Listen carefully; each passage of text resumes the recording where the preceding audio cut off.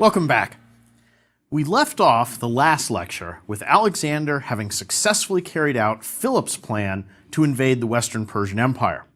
From this point on, Alexander will no longer be following in the footsteps of Philip, but instead carving out his own path. Let's see where this leads him. The Persian king of kings, Darius III, alarmed by Alexander's victory at the Granicus, had himself determined to take the field against Alexander, and he marched out with his army. After some initial maneuvering around mountain passes, the two armies came together on the plain of Issus in November of 333 BC. Alexander placed his Sarissa armed phalanx in the center with his cavalry units to either side. Now, Alexander was outnumbered, but he once again attacked aggressively despite this. And the turning point of the battle occurred when Alexander launched his cavalry directly at Darius, who was in the center of the Persian lines.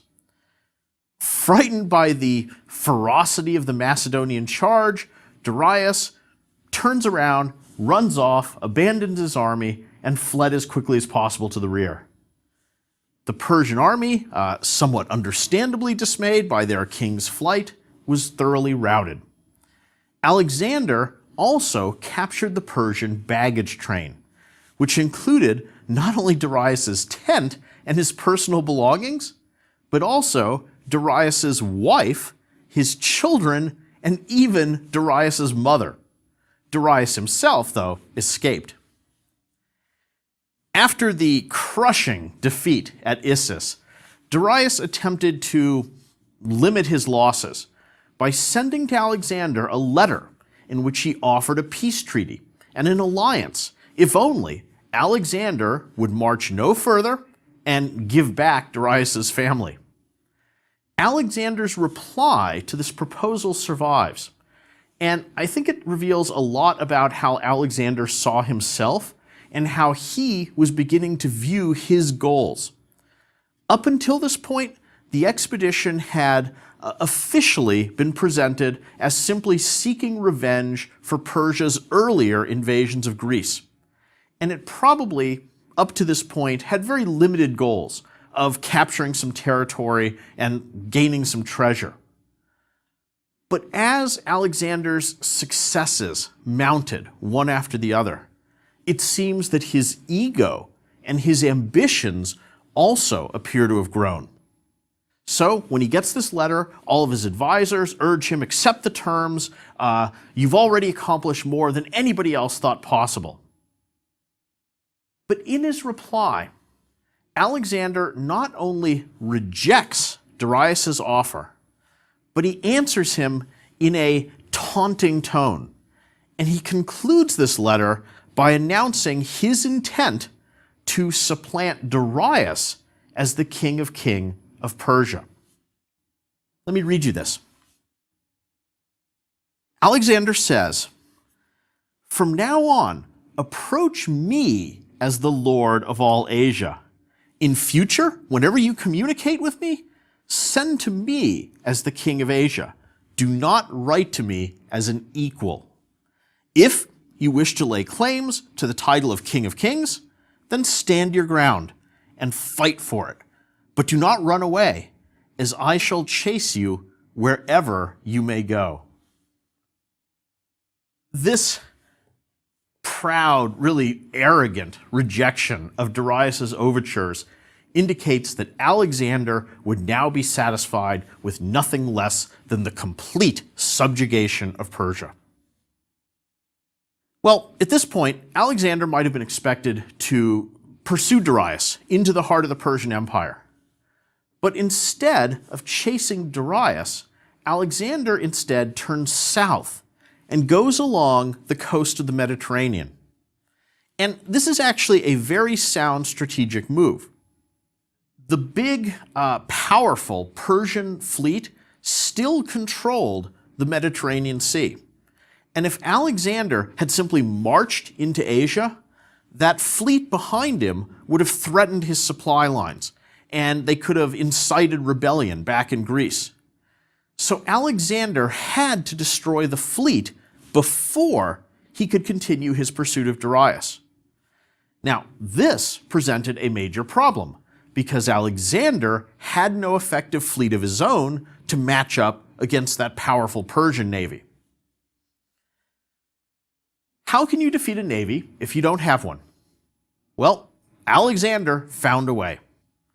His clever strategy was not to even try to challenge the Persian fleet at sea, but instead to overcome it by capturing all of their bases along the eastern coast of the Mediterranean. So Alexander devised a way to defeat a naval power using just a land army. And the most important of all the naval bases was a city called Tyre in Phoenicia. And for about a year, Alexander conducted siege operations against it. Tyre was located on an island just offshore, and so it was inaccessible from the mainland without crossing that intervening strait of water. So the challenge here was how to get across that strait of water without any ships. Well, again, Alexander's solution was simple, brilliant, if somewhat labor-intensive. He had his men build an enormous causeway out to the city, and he literally connected Tyre to the mainland. Once this was accomplished, he could simply march his army right up to the walls, and so Tyre was captured and the survivors sold into slavery. The other Persian naval bases soon fell to Alexander as well. And so having conquered the Persian fleet, he then keeps going along the coast to Egypt. And there he founded a city at the mouth of the Nile River, which long term would prove to be one of his most lasting and important accomplishments. And not very modestly, he of course named that city Alexandria. And it will become one of the largest, most significant in the ancient Mediterranean. Another notable event occurred during Alexander's stay in Egypt.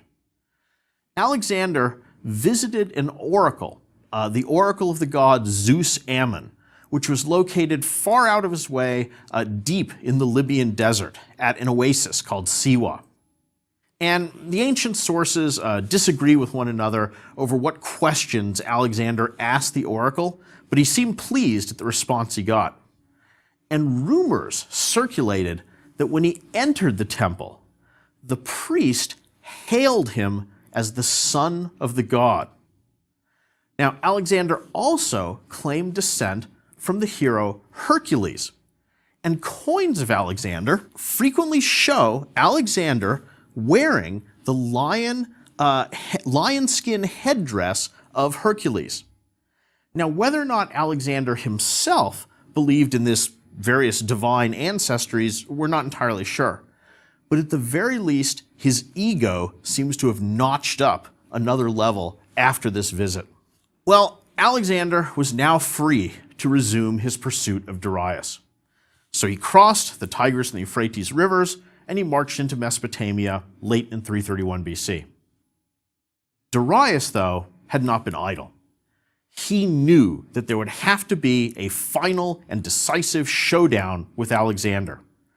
And Darius was determined to bring the full weight, wealth, and power of all the great Persian Empire against this young upstart. And ever since that disaster at Issus, Darius had been gathering together the military resources of the Persian Empire. And he had amassed a huge army composed of over 20 different ethnic groups. And ancient sources give fantastically large numbers for the size of Darius's army, but whatever the number was, it certainly outnumbered Alexander's several times over. Darius's very best forces were thousands of skilled cavalrymen, but he also prepared a special secret weapon for the upcoming battle. He took several hundred chariots and he had sword blades attached to their wheels, so when they spun around, hopefully they would chop up Alexander's phalanx. And finally, to be sure that Alexander couldn't use any tricks relating to the terrain, Darius carefully selected a location for the battle. And this was a vast, perfectly flat plain called Gaugamela. And here he hoped he could use his chariots to best effect, and here he planned on using his superior numbers to surround and overwhelm Alexander's army. Darius then simply sat down at his chosen site with his mighty army and waited for Alexander to come into his trap. In all of his previous battles, Alexander had always attacked at once. But when he comes to Gaugamela and is confronted by this enormous force, Alexander camps for the night to rest his troops, scout out the terrain, and plan his strategy. And according to our sources, he went to bed, slept soundly, despite the fact that the very next day would see the final battle to determine who would be the King of Kings. Gaugamela was really Alexander's finest battle. And I won't go through all the details, but first he managed to neutralize those scythe chariots by opening up lanes in his trained phalanx so that the chariots just sort of swept harmlessly through, and then they were overwhelmed with Alexander's light troops. So that the Persians couldn't surround him, he cleverly arranged his forces in a box shape. But even with all of his brilliance, as the battle dragged on, those overwhelming Persian numbers began to take their toll. And a crack opened in the Macedonian phalanx. At this crucial moment, Alexander once again personally jumped on his horse and led a charge of the companion cavalry straight across the battlefield at Darius in his chariot. Darius was protected by tens of thousands of his best cavalry, so he was never in any real danger. But when he saw Alexander storming across the battlefield right at him, you can guess what happens. He lost his nerve, got scared, turned his chariot around, and abandoned his army. Demoralized by the cowardice of their king, the Persians were defeated. Alexander was now King of Kings of Persia. Alexander would spend a couple more years mopping up little pockets of resistance and chasing Darius around the mountains, and Darius eventually just dies on the run. After Gaugamela, the Persian Empire effectively belonged to Alexander. Alexander goes on to capture all of the royal cities of Persia, Susa, Babylon, and Persepolis. And at Persepolis, he seized the royal treasury, which was said to contain more than 120,000 talents of gold. Now, a talent weighs a little bit more than 50 pounds, so you can do the math if you want. But basically, Alexander and every one of his men had acquired the greatest treasure of the ancient world, and all of them, overnight, were fabulously wealthy. In a unfortunate incident during the victory celebration, the wonderful city of Persepolis was burnt to the ground. And whether or not Alexander intended to do this, we don't know. Some sources say that the drinking party just got out of hand, while others say that Persepolis was intentionally burnt as revenge for the sack of Athens in 480 BC. Even with all this, Alexander was still not content. He then marched north up to the Caspian Sea, east to the mountains of Bactria and Sogdiana, that's today modern Iran and Afghanistan, and he heads off into Central Asia. He then turns south, and in another incredible feat, by now becoming standard, he crosses the Hindu Kush and descends into what today is Pakistan and northwest India. So basically, he had conquered the entire known world, and now he's simply heading off with his army into the unknown to see what else he can find and conquer. In 326 BC, at the river Hydaspes in northern India, he fought the last of his 4 great battles. And this was against the local ruler, an Indian Raja named Porus. And in this battle, Alexander faced all new challenges, including having to cross a river in flood and having to deal with a totally new type of weapon that he had never seen before, war elephants. But all of it proved to be no problem. Once again, Alexander's victorious. During the course of his march, Alexander founds many more cities, and he used these sometimes to settle some of his aging veterans. And over a dozen of these, he named, again, not very modestly, Alexandria. So there's Alexandria scattered all over Asia. And after that victory in India, he seems to have had a burst of originality so that he named his next two cities Nicaea, which means victory town, and Bucephala, which was the name of his beloved horse Bucephalus, which had just died. Those cities were thoroughly Greek in plan, and they were equipped with all the typical Greek buildings that we would find back in Greece.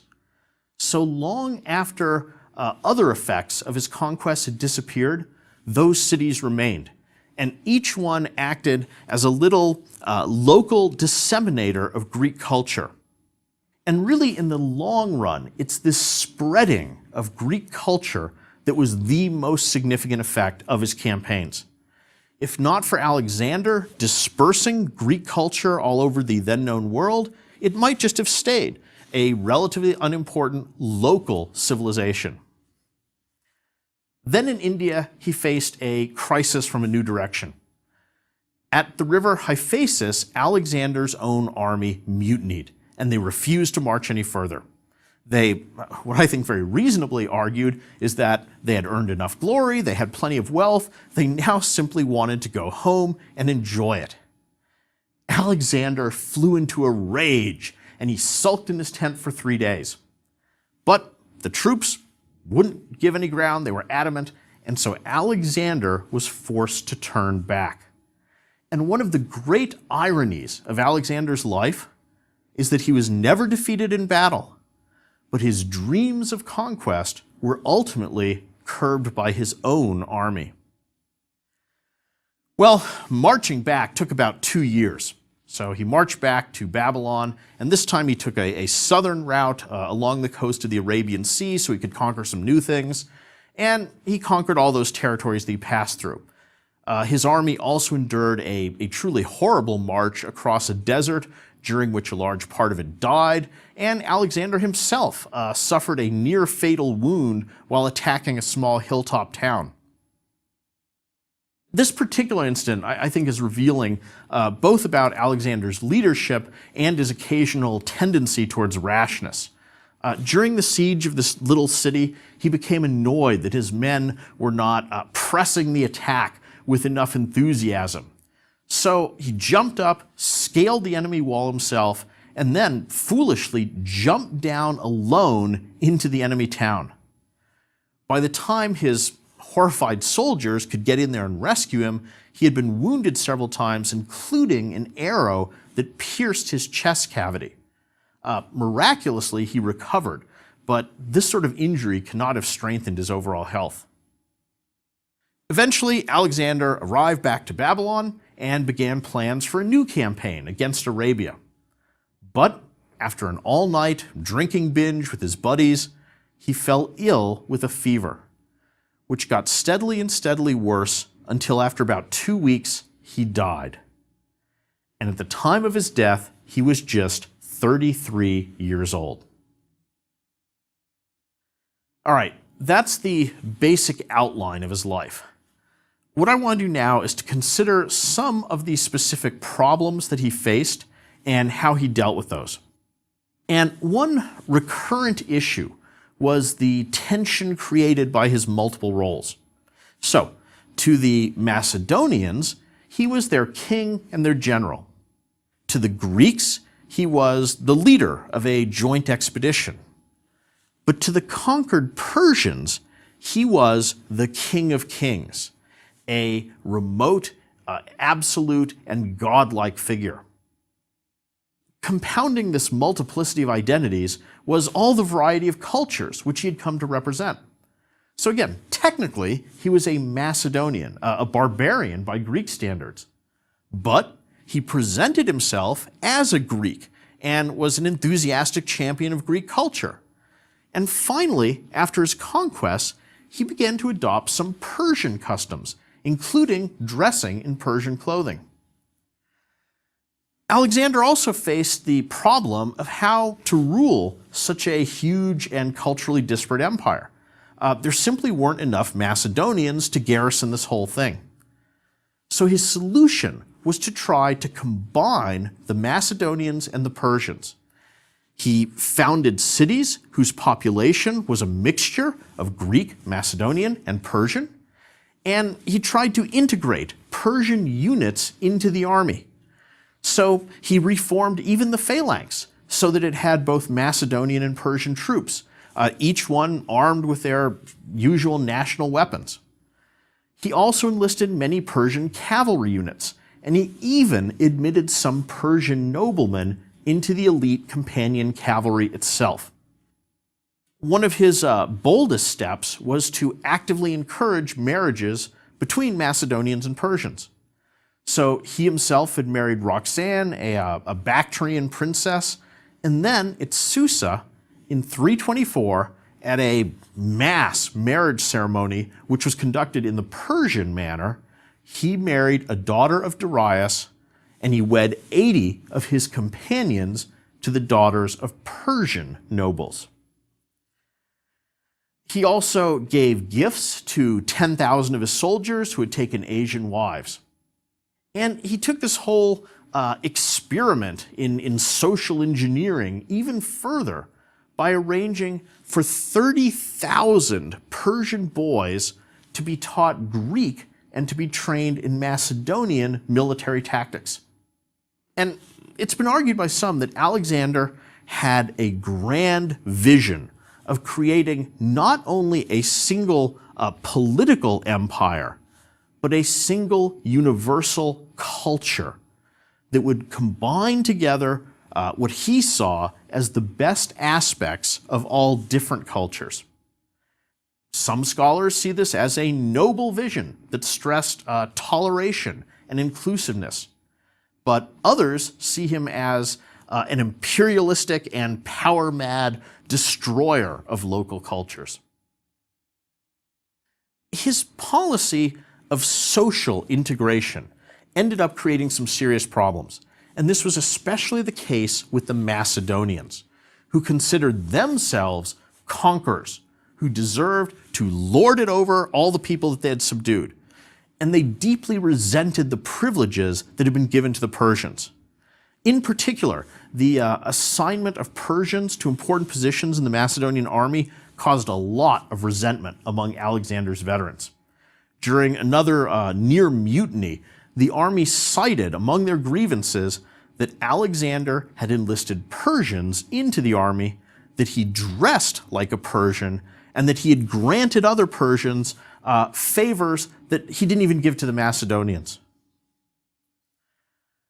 Another source of tension between Alexander and the Macedonians arose from a Persian custom called proskynesis.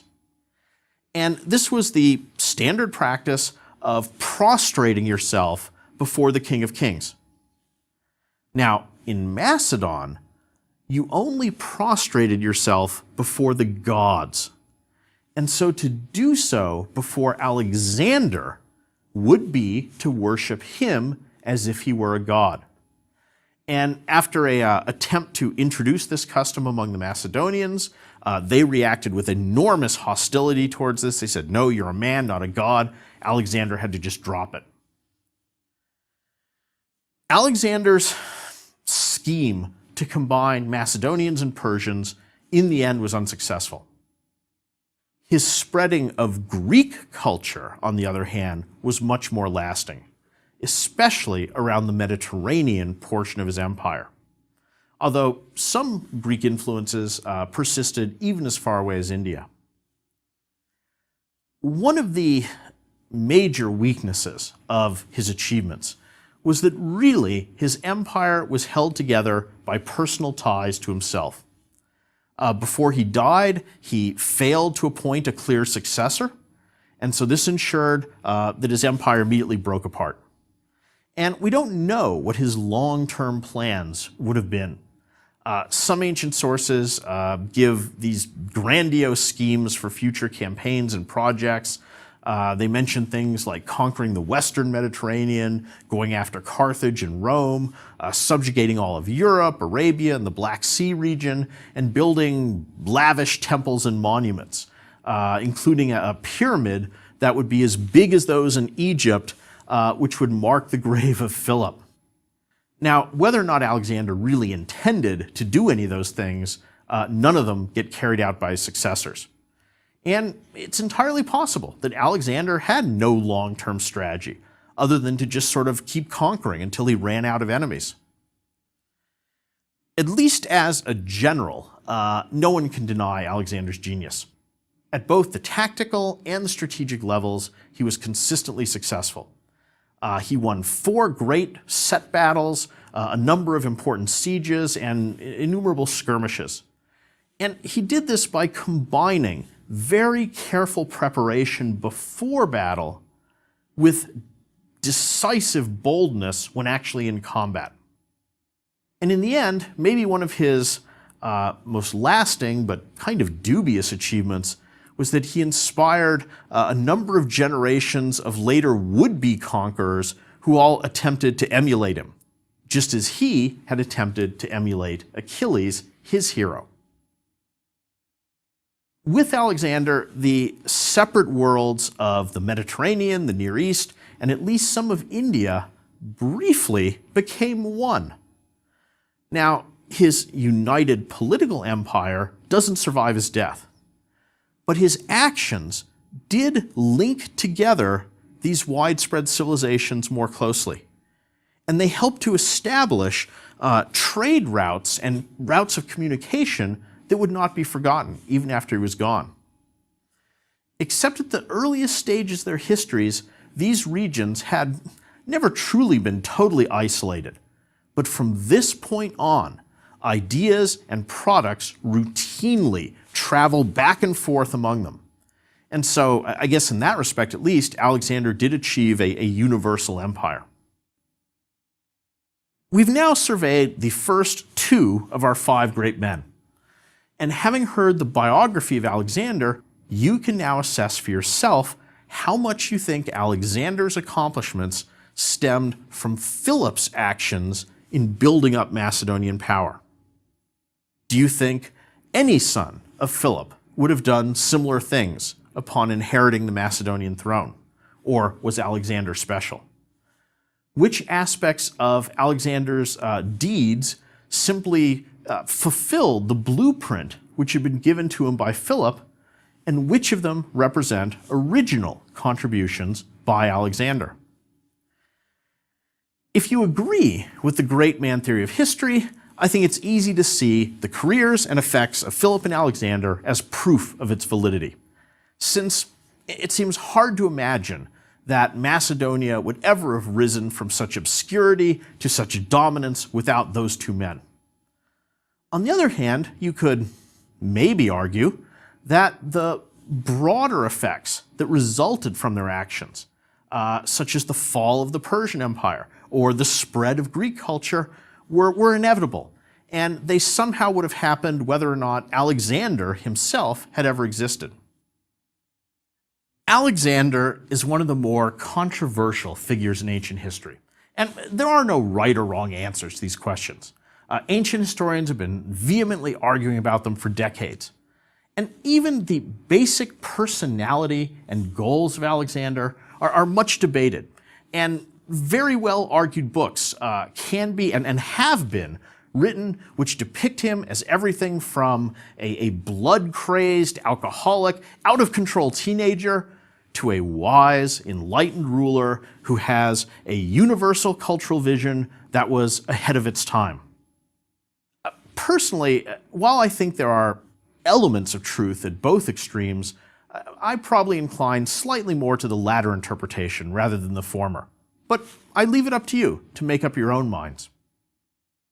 In the next lecture, we'll follow Alexander's path to India and catch up on what's been going on there, as well as examining our next 2 great leaders, a grandfather and grandson pair of kings from the Mauryan dynasty.